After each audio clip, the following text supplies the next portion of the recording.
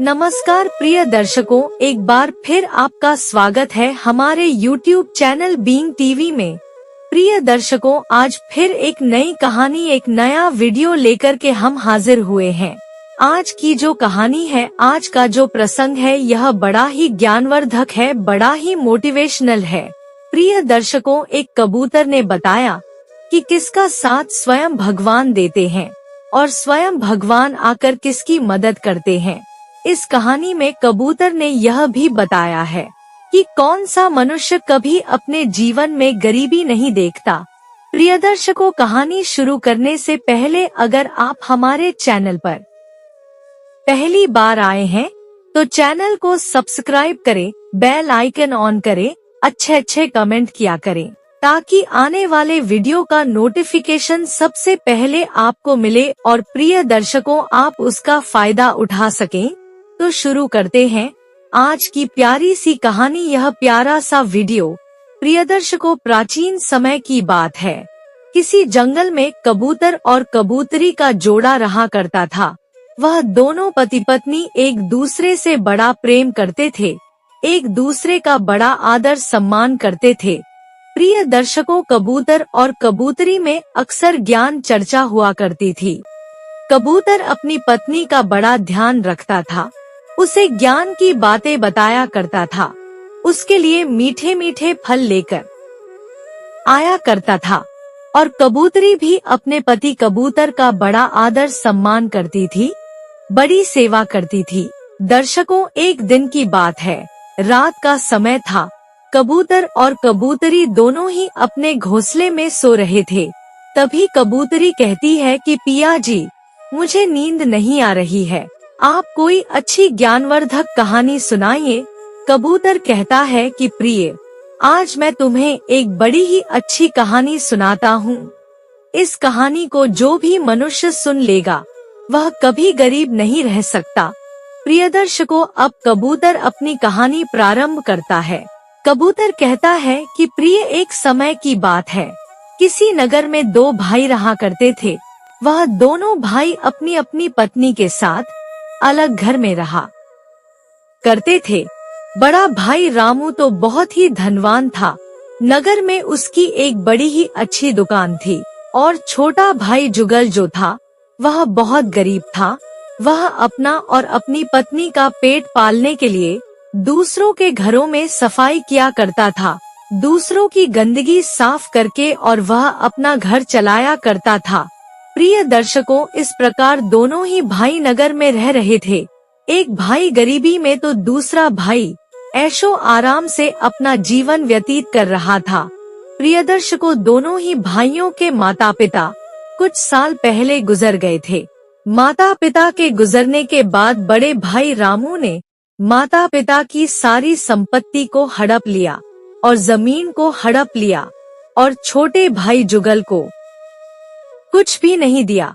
इस प्रकार वह बड़ा भाई तो बहुत धनवान बन गया, परंतु छोटा भाई बहुत गरीब रह गया। अब वह लाचारी में अपना जीवन यापन कर रहा था, दूसरों के घरों में साफ सफाई करके और अपनी जीविका चला रहा था। उसके पास कोई दुकान, कोई मकान नहीं था।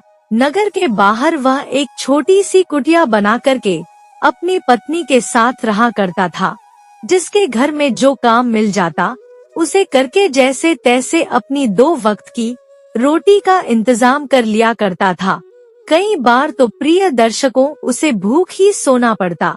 जब कोई काम नहीं मिलता तो उसके पास इतने भी पैसे नहीं होते कि वह अपना और अपनी पत्नी का पेट भर सके। प्रिय दर्शकों, कबूतर आगे कहता है कि प्रिय, इस प्रकार कुछ समय गुजरता है। कई दिनों बाद सावन का महीना आता है, और जब सावन का महीना आता है तो नगर के बहुत से लोग कावड़ लेकर भगवान भोलेनाथ पर अर्पित करने के लिए जा रहे थे। सभी लोग मस्ती में झूमते हुए कावड़ यात्रा में चले जा रहे थे और भगवान भोलेनाथ की जय जयकार कर रहे थे। यह देखकर जुगल जो था वह बड़ा प्रसन्न हुआ। सोचने लगा कि यह कितने किस्मत वाले हैं जो मजे से झूलते हुए भगवान भोलेनाथ के लिए कावड़ लेकर जा रहे हैं। देखते ही देखते प्रिय दर्शकों, उसके मन में भी भगवान भोलेनाथ के लिए आस्था जागरूक हो गई। वह भी सोचने लगा कि मैं भी भगवान भोलेनाथ के लिए कावड़ लेकर जाऊंगा और भगवान भोलेनाथ पर जल अर्पित करूंगा। परंतु प्रियदर्शकों, उसके पास इतने पैसे नहीं थे, इतना धन नहीं था कि वह कावड़ लेकर चल सके। वह सोचता है कि मेरे पास तो इतना धन ही नहीं है कि मैं अभी कावड़ लेकर जा सकूं, परंतु कुछ दिनों तक धन जोड़ने के बाद हो सकता है कि मैं कावड़ लेकर जा सकूं। यह सोचकर वह जुगल दिन रात मेहनत करता है, सभी के घरों में काम करता है, जैसा काम मिलता उसे करके धन अर्जित करता है, और जो भी धन वह कमाता है उसका कुछ हिस्सा बचाकर अपने घर में रख देता है। अपने पति को घर में पैसा रखते हुए देख उसकी पत्नी कहती है कि पिया जी, आप यह पैसा क्यों रख रहे हो? किस चीज के लिए पैसा जोड़ रहे हो? तब वह अपनी पत्नी से कहता है कि रिया, सावन का महीना चल रहा है, नगर के सभी लोग कावड़ लेकर भगवान भोलेनाथ पर जल अर्पित करने के लिए चले जा रहे हैं, मस्ती में झूमते हुए जा रहे हैं। उन्हें देखकर मेरी भी आस्था जागरूक हो गई है। मैं सोचता हूँ कि जब कुछ धन जोड़ लूंगा तो मैं भी भगवान भोलेनाथ के लिए कावड़ लेकर जाऊंगा और हमारे अच्छे दिनों की कामना करूंगा। यह सुनकर उसकी पत्नी बड़ी प्रसन्न होती है। वह कहती है कि पिया जी, यह तो आपने बड़ा अच्छा सोचा है। भगवान भोलेनाथ अपने भक्त की हर इच्छा को पूर्ण करते हैं। भोलेनाथ के दरबार से कोई भी भक्त खाली हाथ लौटकर नहीं आता है। प्रिय दर्शकों, अपनी पत्नी को इतना प्रसन्न देखकर वह और भी मेहनत करने लगता है। परंतु दर्शकों, धीरे धीरे सावन का महीना समाप्त हो जाता है और जुगल इतने पैसे नहीं जोड़ पाता है कि वह कावड़ लेकर निकल सके। अब जुगल बड़ा दुखी हो जाता है, बड़ा हताश हो जाता है और अपने घर पर आकर बैठ जाता है। जुगल की पत्नी पूछती है कि पिया जी, क्या बात हो गई? आप इतने उदास क्यों हो? तब जुगल कहता है कि प्रिय, मैं कावड़ लेकर ना जा सका। सावन का महीना समाप्त हो चुका है, परंतु मैं इतना धन नहीं जोड़ सका कि कावड़ लेकर निकल सकूं। तब उसकी पत्नी कहती है कि पिया जी, आप चिंता ना करें, आप 1 साल तक धन जोड़िए और अगले साल जब सावन का महीना आएगा तो आप कावड़ लेकर जरूर जाना और भगवान भोलेनाथ पर जल अर्पित करना। अपनी पत्नी की ऐसी बातें सुनकर जुगल प्रसन्न होता है और कहता है कि प्रिय, तुमने तो यह बड़ी अच्छी बात कही है। मैं आज से ही धन जोड़ना शुरू कर दूंगा। 1 साल तक तो इतना धन जुड़ ही जाएगा कि मैं कावड़ लेकर भगवान भोलेनाथ के दरबार में जा सकूं। प्रिय दर्शकों, अब क्या था, जुगल मेहनत करना शुरू कर देता है। वह अपने लिए नगर में से एक गुल्लक खरीदता है और उस गुल्लक को ले जाकर अपने घर पर रख लेता है। अब प्रिय दर्शकों, वह हर दिन जो भी धन अर्जित करता उसे लाकर अपनी गुल्लक में डालता जाता। पूरे साल वह मेहनत करता है, सभी के घरों का काम करता है, जो भी काम मिल जाता उसे करके वह धन अर्जित करता है। धीरे धीरे प्रिय दर्शकों 1 वर्ष व्यतीत हो जाता है। अब प्रिय दर्शकों, एक बार फिर सावन का महीना आता है और अब जुगल की जो गुल्लक थी वह भी पूरी भर चुकी थी। अब सावन का महीना आते ही नगर के बहुत से लोग एक बार फिर कावड़ लेकर और भगवान भोलेनाथ पर जल अर्पित करने के लिए निकल पड़ते हैं। जब जुगल यह दृश्य देखता है तो वह दौड़ता हुआ अपने घर पर जाता है और सोचता है कि अब तो इस वर्ष मैं भी कावड़ लेकर भगवान भोलेनाथ के दरबार में जाऊंगा। ऐसा सोचकर जुगल अपनी गुल्लक को फोड़ता है। गुल्लक फोड़ते ही गुल्लक में से बहुत सारा धन निकलता है। जुगल सोचता है कि यह धन तो बहुत अधिक है, इससे तो मैं बड़े आराम से कावड़ लेकर निकल सकता हूँ। प्रिय दर्शकों, अब जुगल अपना धन लेकर के नगर के बाजार में जाता है और बाजार में से एक बड़ी ही सुंदर कावड़ खरीदता है। कावड़ का सामान खरीदता है और उसे सजाकर भगवान भोलेनाथ पर जल अर्पित करने के लिए निकल पड़ता है। प्रिय दर्शकों, जुगल अब नगर के साथियों के साथ झूमता गाता हुआ भगवान भोलेनाथ का जयकारा लगाता हुआ चला जा रहा था। सभी लोग बड़े प्रसन्न थे। वह सभी सोच रहे थे कि भगवान भोलेनाथ पर जल अर्पित करेंगे, भगवान भोलेनाथ हम पर कृपा करेंगे। मस्ती में झूमते हुए सभी कावड़ लेकर चले जा रहे थे। दर्शकों, उधर कैलाश पर्वत पर भगवान महादेव और माता पार्वती बैठकर यह दृश्य देख रहे थे और इसे देखकर बड़े प्रसन्न हो रहे थे कि हमारे इतने भक्त कावड़ लेकर जा रहे हैं, हमारी भक्ति में लीन हैं। यह देखकर भगवान भोलेनाथ बड़ा आशीर्वाद देते हैं। तब माता पार्वती कहती है कि भोलेनाथ, इन लोगों में जुगल जो है वह 1 वर्ष से कावड़ के लिए धन जोड़ रहा है। बड़ी मेहनत से उसने धन जोड़ा है और अब वह आप पर जल अर्पित करने के लिए निकल पड़ा है। उसे आशीर्वाद दीजिए प्रभु। माता पार्वती की बातें सुनकर भगवान भोलेनाथ कहते हैं कि देवी, हम जानते हैं कि जुगल 1 वर्ष से इस पल का इंतजार कर रहा था और इसके लिए धन जोड़ रहा था। हम जानते हैं कि वह हमारा बहुत बड़ा भक्त है, परंतु आज हम उसकी परीक्षा लेना चाहते हैं। तब माता पार्वती कहती है कि प्रभु, वह बेचारा बहुत गरीब लाचार है, बड़ी मेहनत से उसने धन अर्जित किया है। अब आप उसे और कष्ट ना दे, उसकी परीक्षा ना लें। तब भगवान महादेव कहते हैं कि देवी, हम उसी भक्त की परीक्षा लेते हैं जिसे हम पर अटूट विश्वास होता है। हम जानते हैं कि जुगल हमारा बहुत बड़ा भक्त है, इसीलिए हम उसकी परीक्षा लेना चाहते हैं। प्रिय दर्शकों, अब जुगल की परीक्षा लेने के लिए भगवान महादेव एक गरीब लाचार बूढ़े बाबा का भेष धारण करते हैं और बूढ़े बाबा का भेष धारण करने के बाद उसी रास्ते में आकर बैठ जाते हैं जहां से नगर के सभी लोग कावड़ लेकर जा रहे थे। अब भगवान भोलेनाथ बूढ़े बाबा के भेष में सभी से मदद मांगते हैं और कहते हैं कि थोड़ा पानी पिला दीजिए, मैं कई दिनों से प्यास हूँ, बड़ी प्यास लग रही है। परंतु प्रिय दर्शकों, भगवान भोलेनाथ के सभी भक्त उन्हें देखकर अनदेखा कर देते हैं और कहते हैं कि अरे बाबा, हम यह जल भगवान भोलेनाथ पर अर्पित करने के लिए ले जा रहे हैं, भला हम आपको जल कैसे पिला सकते हैं। ऐसा सोचकर प्रिय दर्शकों, कोई भी मनुष्य बूढ़े बाबा को जल नहीं पिलाता है। सभी अपनी अपनी कावड़ लेकर आगे निकल जाते हैं। अब पीछे से जुगल आता है। जुगल को देखकर बूढ़े बाबा के रूप में भोलेनाथ कहते हैं कि पुत्र, मैं बहुत दिनों से प्यास हूँ, भूखा हूँ, कुछ जल पिला दो, बड़ी प्यास लग रही है। बाबा की बात सुनकर जुगल कहता है कि अरे बूढ़े बाबा, यह जल मैं भगवान भोलेनाथ के लिए ले जा रहा हूँ, भला आपको किस प्रकार पिला सकता हूँ। तब वह बूढ़े बाबा कहते हैं कि बेटा, तुम मेरे बारे में भी तो सोचो, मैं कितने दिनों से प्यासा हूँ, मुझे इस जल की ज्यादा आवश्यकता है।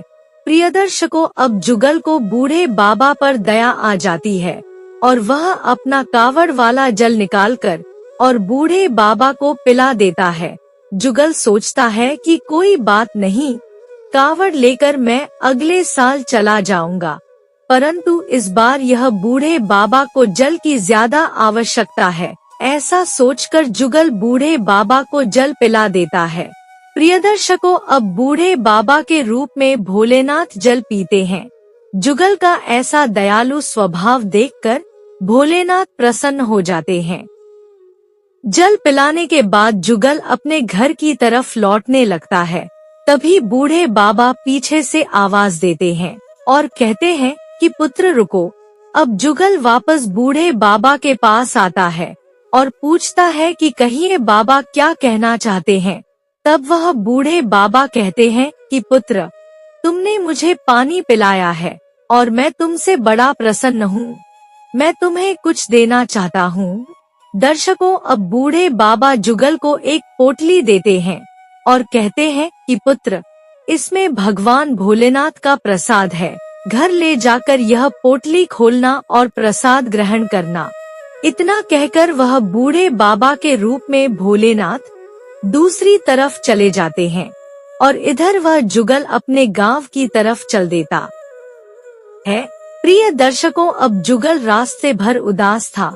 सोच रहा था कि मैं कावड़ लेकर नहीं जा सका, परंतु वह इस बात से भी प्रसन्न था कि उसने एक गरीब लाचार बूढ़े बाबा की जान बचा ली और उन्हें पानी पिला दिया।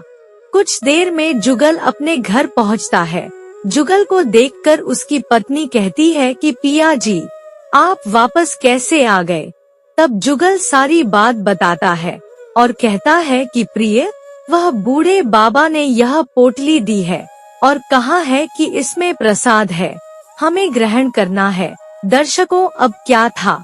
जुगल की पत्नी पोटली खोलती है और जब वह पोटली खोलकर देखती है तो उसमें से बहुत कीमती सोने की मोहरें निकलती हैं, हीरे मोती निकलते हैं।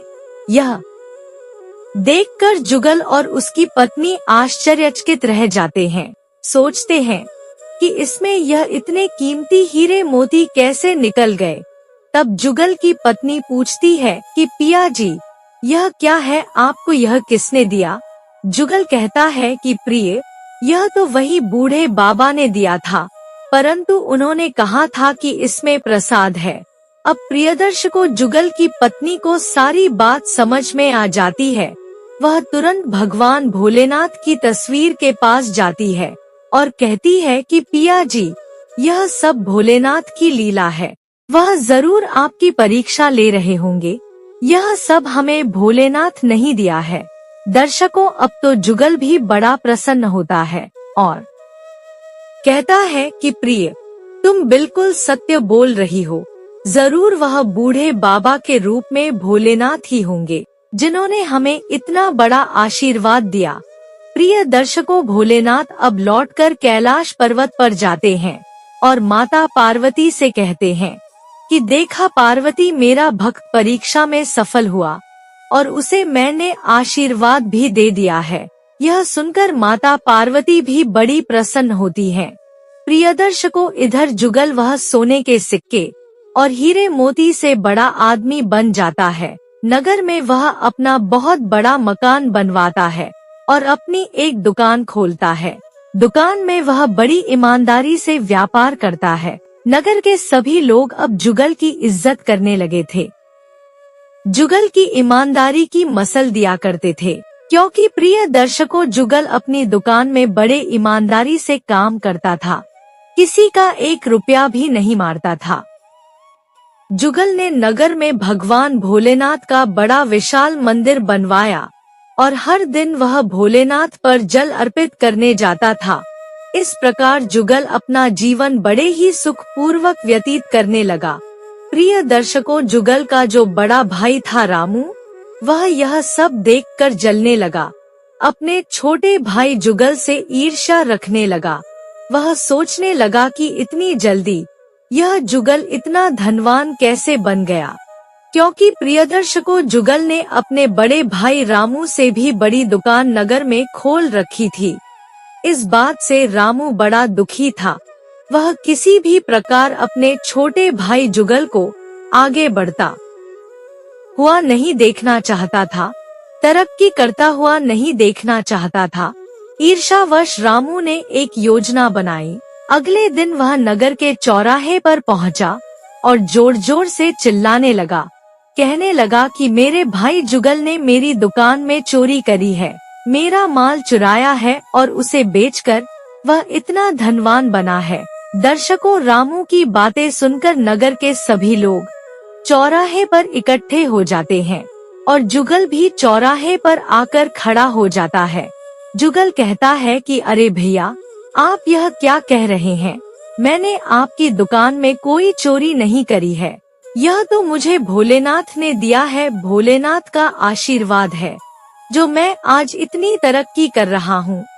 जुगल की ऐसी बातें सुनकर रामू को और क्रोध आता है। वह कहता है कि अरे मूर्ख, तू तो लोगों के घर में सफाई किया करता था, लोगों की गंदगी साफ किया करता था, भला इतनी जल्दी तू इतना धनवान कैसे बन सकता है?